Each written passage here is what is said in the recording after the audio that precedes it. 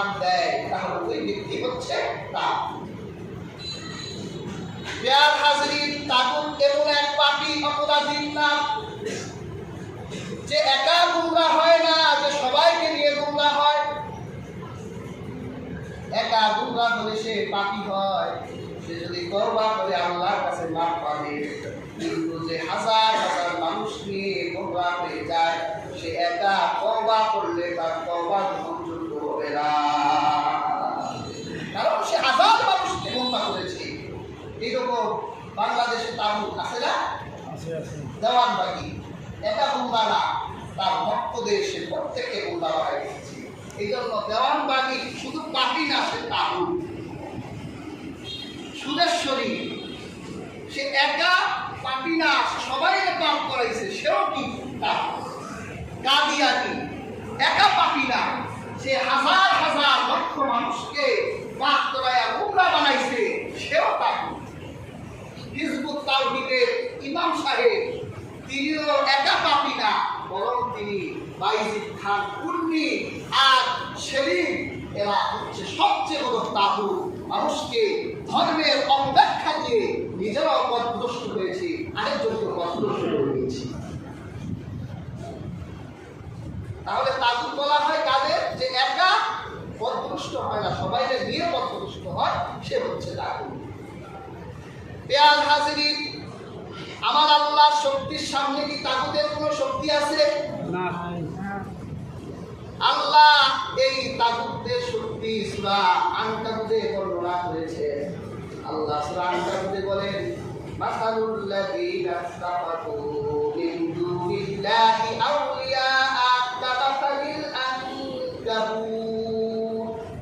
আল্লাহ পাক বলেন, যারা আল্লাহকে ছেড়ে অন্য কাউকে নিজের অভিভাবক বানালো, নিজের ওলি বানালো, আল্লাহকে নিজের ওলি বানালো না, বরং অন্যদেরকে নিজের ওলি বানালো।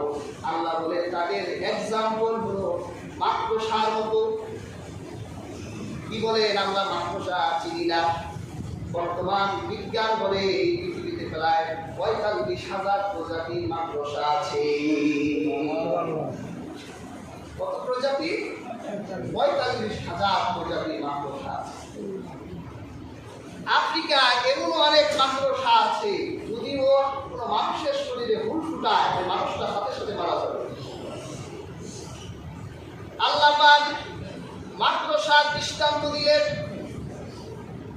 আল্লাহ পাক বলে, ইত্তাখাযাত বাইতা, মাকড়সা বাসা বানায়। ওয়া ইন্না আওহানাল বুয়ুতি লাবাইতুল আনকাবুত ওয়ালাউ কানু ইয়ালামুন। আল্লাহ পাক বলে, এই পৃথিবীর যত ঘর আছে, সব ঘরের ভিতরে মাকড়সার ঘর হলো সবচেয়ে দুর্বল। কি বলে? মাকড়সার ঘরটি দুর্বল। কিন্তু বিজ্ঞান বলে মাকড়সার যে স্প্রাম আছে, এই স্প্রাম দিয়ে তারা যে সিল্ক বের করে, যে সুতাগুলো বের করে, এই সুতাগুলো তামার চাইতেও শক্তিশালী, কিন্তু তাদের ঘরগুলো দুর্বল হয়, কারণ তারা খুব তাড়াহুড়া করে এই ঘরগুলো বানায়। তারা ঘরগুলো বানাতে গিয়ে অনেক তাড়াহুড়া করে। এই জন্য ইসলামের একটি বিধান হলো, কোনো কাজ তাড়াহুড়া করবে না। তাড়াহুড়া শয়তানের পক্ষ থেকে আসে, আর ধীরস্থিরতা আল্লাহর পক্ষ থেকে আসে। প্রিয় হাজরিন, মাকড়সা যখন ঘর বানায়, মানুষ ঘর বানায় কেন? বিপদের প্রতিরক্ষার জন্য, ঝড় থেকে বাঁচার জন্য, শত্রুর হাত থেকে বাঁচার জন্য। কিন্তু দেখবেন মাকড়সা এত বিজ্ঞান দিয়ে, এত রসায়ন বিদ্যা দিয়ে তার এই ঘরটা বানায়, অথচ তার এই ঘরটা বেশি গরম পড়লে তার এই ঘরটা ভেঙে যায়, বেশি শীত পড়ে গেলে তার ঘরটা ভেঙে যায়, সাধারণ বাতাস এলে তার ঘর থাকে না, তার ঘরটা যেমন ভেঙে যায়, যেমন তার ঘর থেকে সে কোনো উপকার পায় না। আল্লাহ পাক বলে, যারা আমি আল্লাহকে ছাড়া অন্য কাউকে অভিভাবক বানাবো, তাদের দৃষ্টান্ত হলো মাকড়সার মতো। মাকড়সা যেমন তার ঘর থেকে কোনো উপকার পায় না, কিয়ামতের দিন তাদের অভিভাবক থেকেও ওই বোনরা কোনো উপকার পাবে না। মনে করে যাদের কাছে আসি, যাদের এত কষ্ট করে জান্নাতে কে যায়, ওনার হাতে যায়, ওনার ছায়ায় থাকি, উনি সাফায়াত করে রেস্টে দিয়ে যাবেন।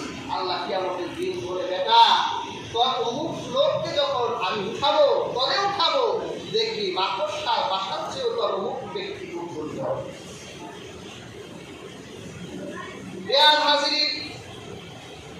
এই অভিভাবকগুলো মানুষদেরকে হেদায়েতের উপর ছিল, কিন্তু তাদের ভুল বুঝাইয়া অন্ধকারে নিয়ে যায়। না না, এত কষ্ট করে তুমি জান্নাত কামাই করবা কেন? তোমার নামাজ লাগবে কেন? রোজা লাগবে কেন? কিছুই লাগবে না, বর্তা খুশিরা কিছুই লাগবে না। তুমি আসো, অমুকের কাছে যাও, অমুকের শিষ্যত্ব গ্রহণ করো, তাহলে দেখবে ওনার কথাগুলো মানলে তোমার জন্য বেহেশত এসে যাবে। হেদায়েত প্রাপ্ত একজন ব্যক্তিকে যদি অন্ধকার আর পথভ্রষ্টতা দিয়ে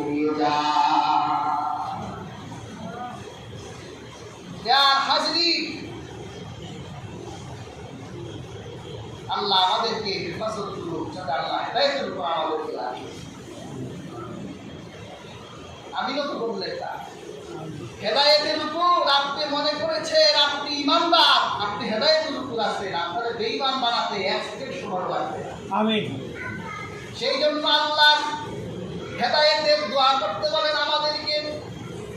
এই জন্য আমরা নামাজে দাঁড়িয়ে গেলে আমরা বলি ইহদিনাস সিরাতাল মুস্তাকিম। আল্লাহু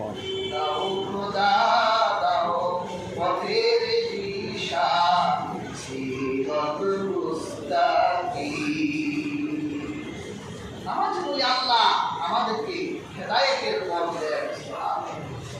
আমরা দোয়া করি, রব্বানা লা তুযিগ কুলুবানা বা'দা ইয হাদাইতানা ওয়া হাব লানা মিন লাদুনকা রাহমাহ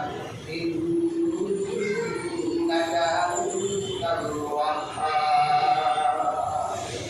আমরা আল্লাহর কাছে দোয়া করি যে আল্লাহ হেদায়েত দেওয়ার পর আপনি আবার আমাদেরকে গুমরা বানাই দিয়েন না, হেদায়েতের উপর রাখেন।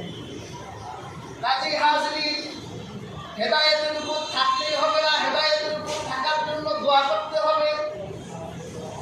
দেখেন আল্লাহ সূরা ফাতিহায় ইহদিনা শব্দটা দিয়েছেন, আলেমরা বুঝবেন।